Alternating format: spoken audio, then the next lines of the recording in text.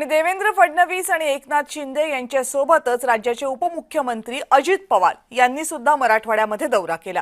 सोलापूरला गेले, लातूरला गेले, त्यांनी इतर जिल्ह्यांमध्ये सुद्धा लोकांशी संवाद साधला, शेतकऱ्यांच्या व्यथा जाणून घेतल्या। अजित पवार सुद्धा एका ठिकाणी शेतकऱ्यांशी बोलत होते। पाठीमागून शेतकरी अजित पवार यांना प्रश्न विचारत होते। शेतकऱ्यांनी वारंवार आपल्या भाषणामध्ये बोलण्यामध्ये व्यत्यय आणल्यामुळे अजित पवार थोडेसे चिडले आणि तू काय मुख्यमंत्री आहे का, आता तुम्ही आमच्याबद्दल बोलणार का, अशा प्रकारचं वक्तव्य अजित पवार यांनी केलं। पण अजित पवारांचं हे वक्तव्य सध्या वादग्रस्त ठरलंय आणि मराठवाड्यातूनच नाही तर महाराष्ट्रभरातून या वक्तव्याबद्दल अनेक प्रतिक्रिया उमटत आहेत।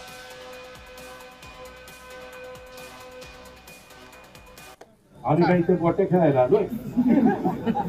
एवढं सकाळी 6ला सुरू केलं बाळावी करमळ्याला, म्हणजे जे काम करताना त्याचीच मारा बघत होता।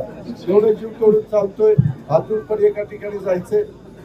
आम्हालाही कळतंय ना, आम्ही लाडक्या बहिणींना आज किती मदत करतोय। आज 45,000 कोटी रुपये वर्षाला तिथं मदत करतोय। शेतकऱ्यांची वीज माफी केली, 20,000 कोटी रुपये भरतोय। आम्ही काही ते गोटे खेळायला आलोय। एवढं सकाळी 6ला सुरू केलं बाळावी करमळ्याला, म्हणजे जे काम करताना त्याचीच मारा बघत होता।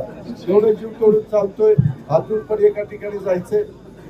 आम्हालाही कळतंय ना, आम्ही लाडक्या बहिणींना आज किती मदत करतोय। आज 45,000 कोटी रुपये वर्षाला तिथं मदत करतोय। शेतकऱ्यांची वीज माफी केली, 20,000 कोटी रुपये भरतोय।